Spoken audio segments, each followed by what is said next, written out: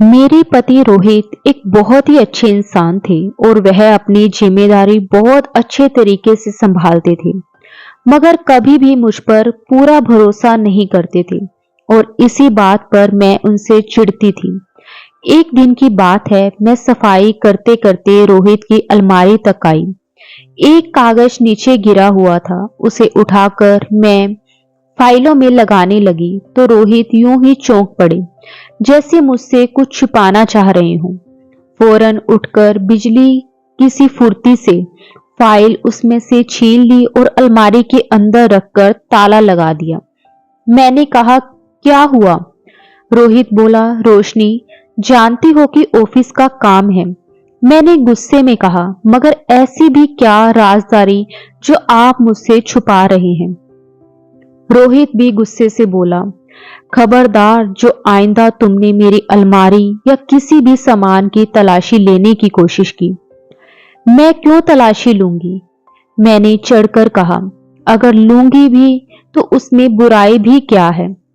पति हो तुम मेरे, तुम पर हक है मेरा।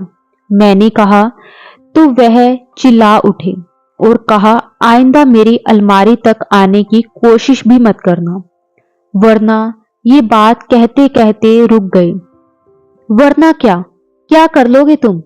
मैंने भी गुस्से से कहा, तुझे मैं इस घर से निकाल दूंगा, हमेशा के लिए। तुझे मेरे घर में जगह नहीं मिलेगी। ये बात सुनकर मेरी आंखों में आंसू आ गए। एक मामूली सी फाइल की वजह से तुम मुझे इस घर से निकाल दोगे? मैं रोने लगी। हाँ, निकाल दूंगा, अगर आइंदा से तुमने इस फाइल को या अलमारी को छुआ तो।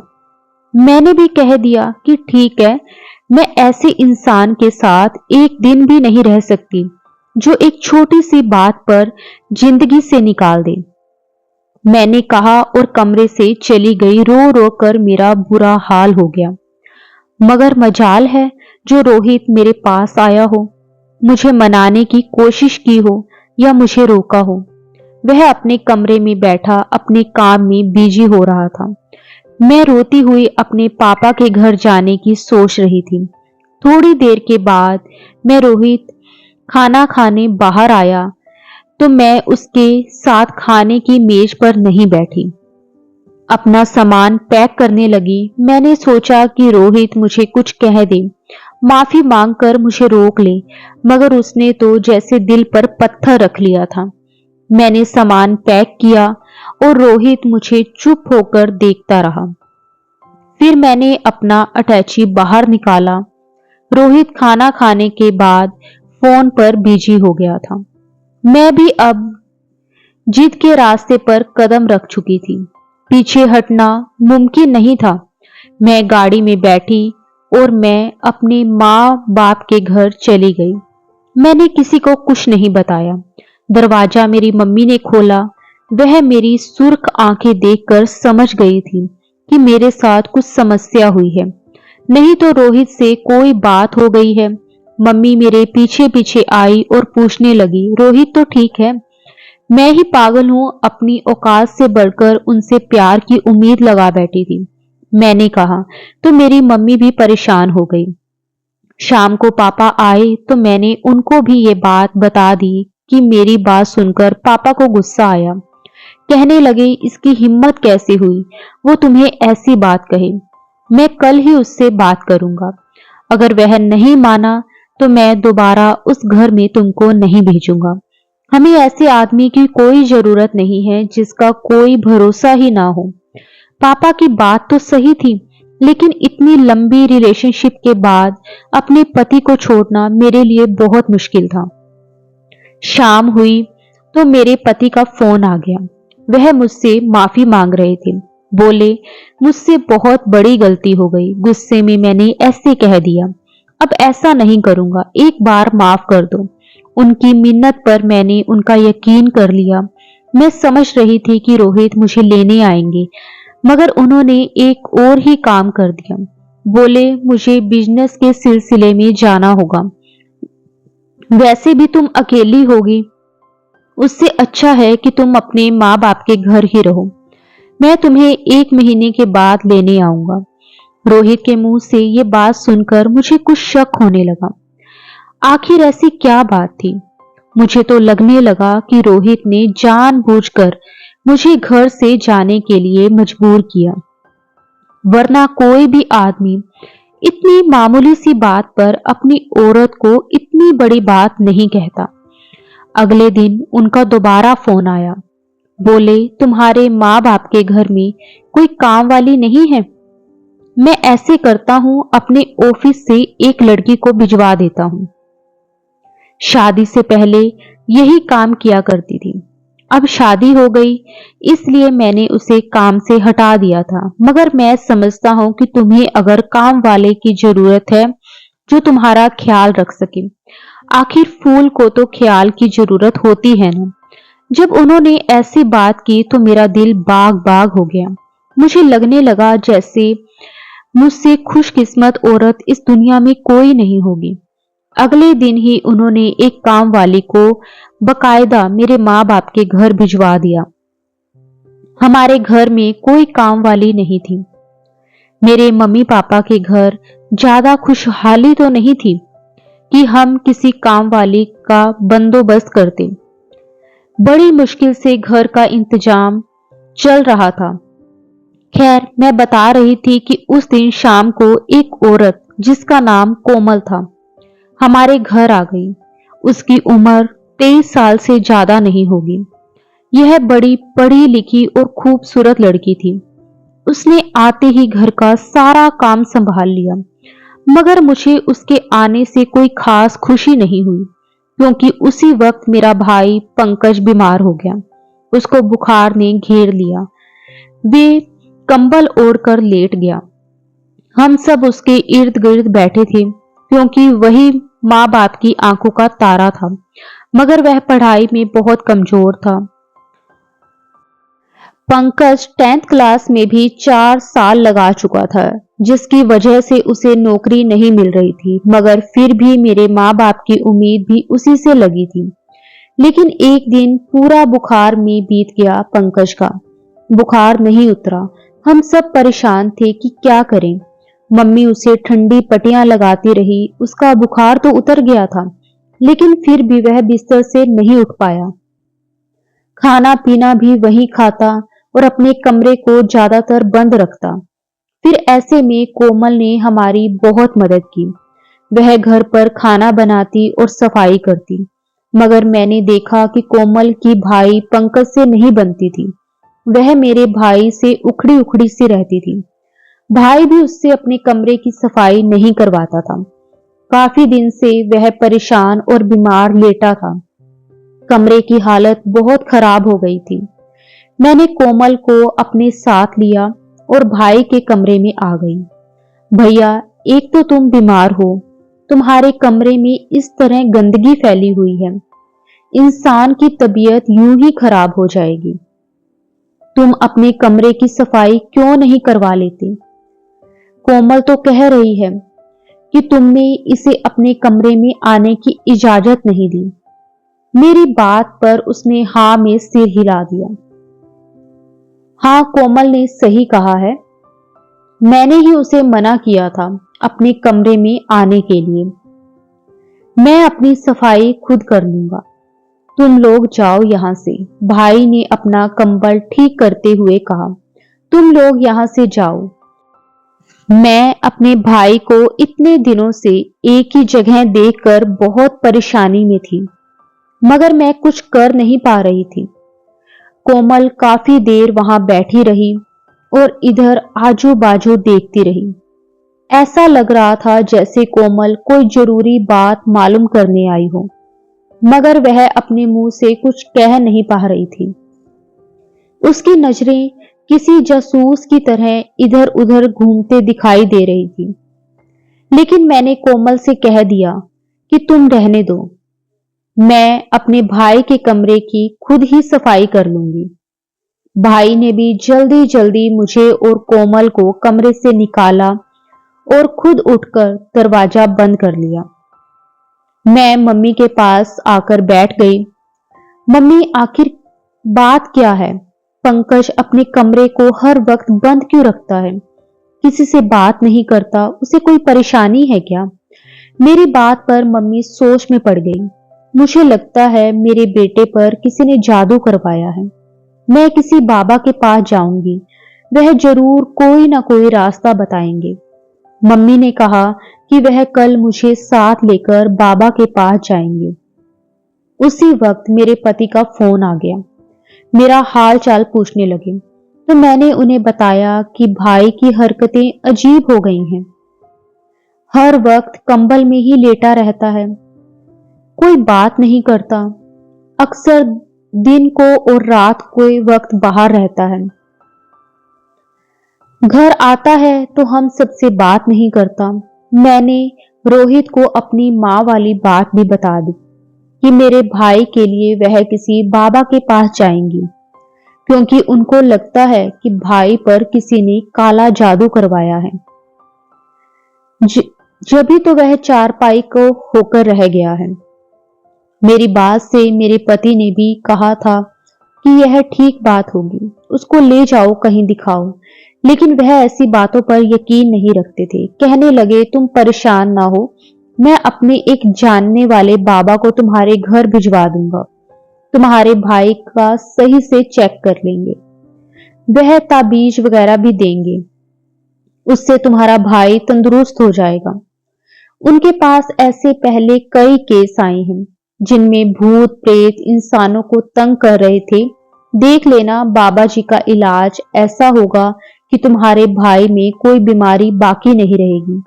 मेरे पति की बातों पर मैंने यकीन कर लिया। मम्मी को बताया तो वो भी खुश हो गई, क्योंकि उनको भी अपने दामाद पर पूरा यकीन था।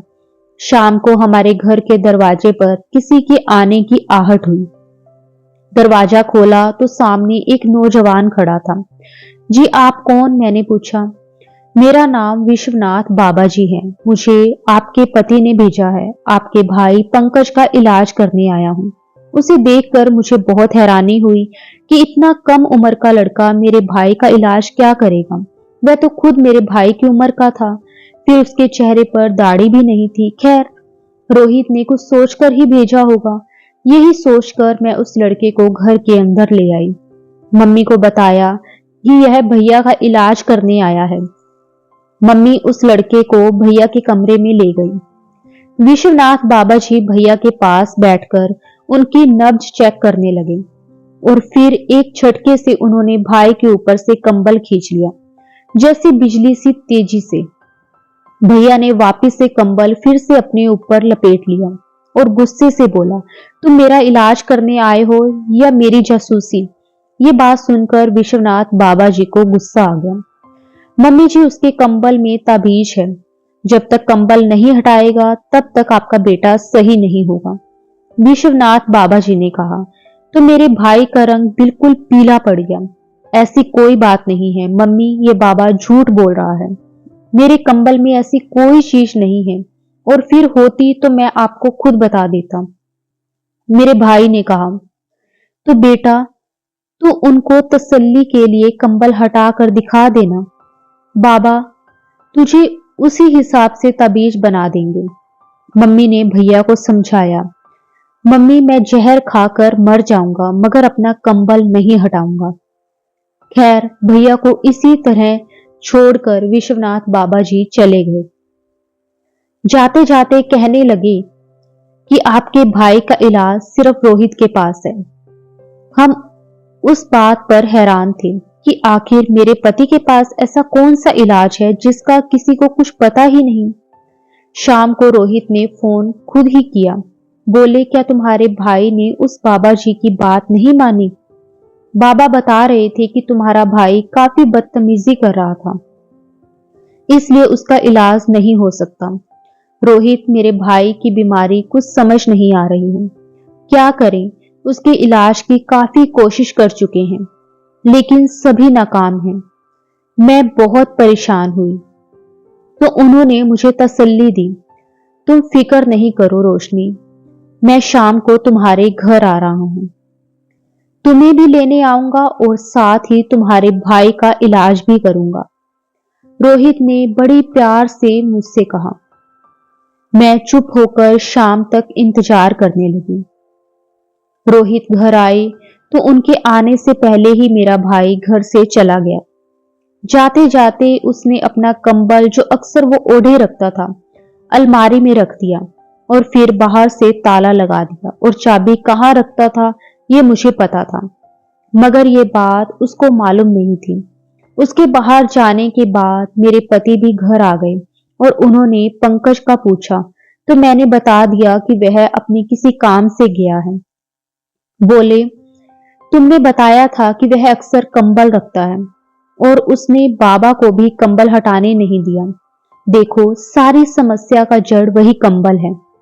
तुम ऐसा करो, मुझे अपने भाई के कमरे में ले चलो, उस कंबल को खोलकर देखते हैं।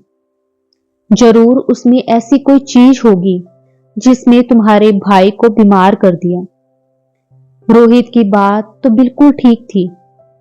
मैंने उनकी बात मान ली और भाई की अलमारी के ऊपर से चाबी निकालकर उन्हें दे दी। उन्होंने खुद अलमारी का ताला खोला और कंबल उतार कर नीचे रखा। जैसे ही उन्होंने कंबल को फर्श पर रखा, उसमें कुछ हरकत सी पैदा होने लगी। फिर उन्होंने मुझे बाहर जाने को कहा। मैंने कहा, क्यों रोहित, आप मुझे बाहर जाने को बोल रहे हो? अभी जाओ, बाद में बताऊंगा। वह गुस्से में थे। मैं डर कर बाहर आ गई। उन्होंने दरवाजा बंद कर लिया और फिर ना जाने क्या हुआ। थोड़ी देर बाद दरवाजा खोला तो उनके हाथ में एक काले रंग का थैला था, जिसे लेकर वह बाहर गाड़ी में बैठ गई। मैं हैरान परेशान थी कि आखिर ऐसा क्या हुआ। कंबल में ऐसा क्या था कि मेरे पति ने इतनी जल्दी और जल्दबाजी में यहां से भागने की सोची। शाम को भैया घर वापस आए। आते ही उन्होंने अलमारी खोली, कंबल को गायब पाया और हम सब पर वह बड़ी तेजी से चिल्लाने लगा, यहां से मेरा कंबल किसने हटाया, जबकि मैंने सबको मना भी किया था। भाई का गुस्सा देखकर मैं घबरा गई, मगर उसे सच भी नहीं बता सकती थी। मैंने ऐसे कह दिया कि मुझे क्या पता। इस तरह गुस्से में धन धनाते रहे। शाम को हमारे घर में दरवाजे पर किसी ने जोर जोर से नोक की। मैंने जाकर दरवाजा खोला तो सामने खाकी वर्दी में पुलिस खड़ी थी। जी बहन जी, पंकज को बाहर लाएं, पुलिस वाले ने सख्ती से कहा। क्यों, मेरे भाई ने क्या जुर्म किया है? मैंने गुस्से से कहा। मेरा भाई उसी टाइम घर पर नहीं था। मैंने उसको कॉल किया लेकिन उसने मेरी कॉल नहीं उठाई। शाम से रात हो गई। भाई का कुछ पता नहीं चल रहा था। रात को रोहित खुद ही घर आ गए। मैंने उनसे भाई की मदद करने को कहा तो उन्होंने साफ मना कर दिया। बोले, मुजरिम की कोई मदद नहीं कर सकता। मुजरिम? मेरे भाई ने आखिर क्या जुर्म किया है? अगर जुर्म ना किया होता तो पुलिस वाले उसे क्यों गिरफ्तार करते? मेरे पति ने कहा। तो मैं भी सोच में पड़ गई, लेकिन अगर तुम मेरा साथ देने का वादा करो तो मैं तुम्हें सारी सच्चाई बता दूंगा, रोहित ने कहा। मैंने हाँ में सिर हिला दिया। बस अब मेरे भाई को रिहा करवा दीजिए। मैं उसके बाद आपसे कुछ नहीं मांगूंगी। मेरी आंखों में आंसू थे। तुम्हारे भाई को थाने तक पहुंचाया भी मैंने ही है। मैं ही उसे रिहाई दिलवा सकता हूं, मगर अभी नहीं। कुछ वक्त बाद उन्होंने कहा तो मैं गुस्से से चिल्ला उठी। आपने मेरे भाई को थाने पहुंचा दिया? क्यों? क्या दुश्मनी थी उसकी आपसे? मेरे गुस्से पर उन्होंने किसी किस्म की खास तवज्जो नहीं दी। रोहित बोले, मेरी बात को गौर से सुनोगी तो सब समझ आ जाएगा। देखो, तुम जानती हो कि मैं जंगलों को अच्छे से जानता हूं। ये मेरा फर्ज बनता है कि मैं अपने देश की नवाब जानवरों की हिफाजत करूं, मगर कुछ लोग थोड़े ही पैसों के खातिर अपने देश से कीमती जानवरों को बाहर भेज देते हैं और फिर यहां से बड़े बड़े ग्रुप उनको महंगे दामों पर बाहर बेच देते हैं। ये सब कुछ बड़े पैमाने में हो रहा था। तुम्हारा भाई बस किसी का मोहरा बना हुआ है। वह कीमती केकड़े और कीमती जानवरों को इकट्ठे करके दूसरे शहरों तक पहुंचाता है। जब मैंने उसे बताया कि तुम ये सब गलत कर रहे हो, तुम्हें ये काम बंद कर देना चाहिए, लेकिन तुम्हारा भाई बिल्कुल ही मुकर गया और मुझसे कहने लगा कि मैं यह काम करता ही नहीं हूं। तो मैंने सोच लिया कि मैं उस रिश्ते का ख्याल बिल्कुल भी नहीं करूंगा, बल्कि सिर्फ और सिर्फ उस तक पहुंचने की कोशिश करूंगा, चाहे कुछ भी हो जाए। मैं पीछे नहीं हटूंगा। मगर बात यह है कि मुझे पूरी जानकारी नहीं थी तुम्हारा भाई उस काम में मिला हुआ है या नहीं। जब मैंने तुम्हें बहाने से घर भेजा, वहां जाकर जब तुमसे मालूमात लेने की कोशिश की, तुमने कुछ खास नहीं बताया, तो मैंने अपने ऑफिस से लड़की को भेजा था, वह अच्छे से पूरी जानकारी दे सके। उसने घर का कोना कोना सफाई के बहाने छान मारा, मगर कहीं भी कोई सुराग नहीं मिला। मैं मायूस हो गया था कि शायद अब कभी भी कोई सबूत इकट्ठा नहीं कर सकूंगा।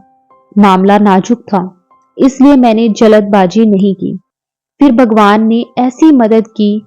उस दिन तुमने किसी बाबा जी के बारे में बताया था, तो तुम बाबा जी की तलाश में हो। तब मैंने अपना एक ही बंदा बाबा जी बनाकर भेज दिया था।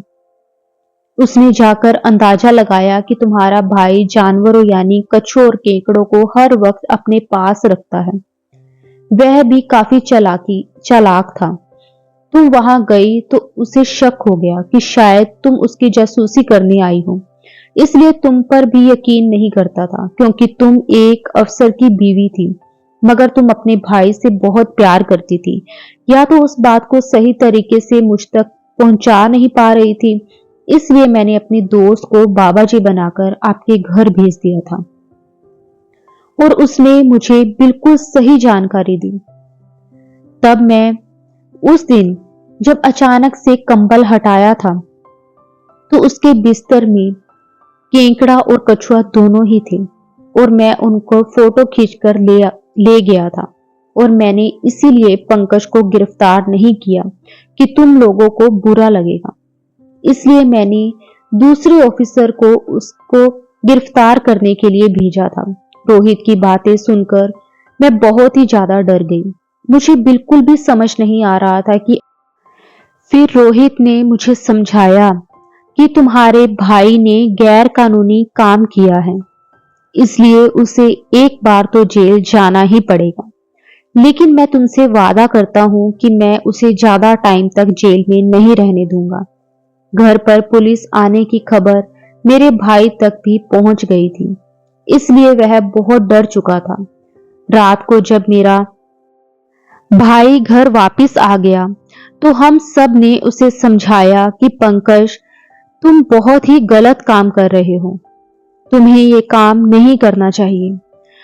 अब पंकज भी मान चुका था कि उससे गलती हो गई है। वह बार बार कह रहा था कि प्लीज मुझे एक बार बचा दीजिए, मैं आगे से ये काम नहीं करूंगा। मेरे पति ने उसे समझाया कि तुम सरकारी गवाह बन जाओ, मैं तुम्हें कुछ नहीं होने दूंगा। मेरे पति की सलाह पर मेरा भाई सरकारी गवाह बन गया और उसने बड़े बड़े मुजरिमों को पकड़वा दिया।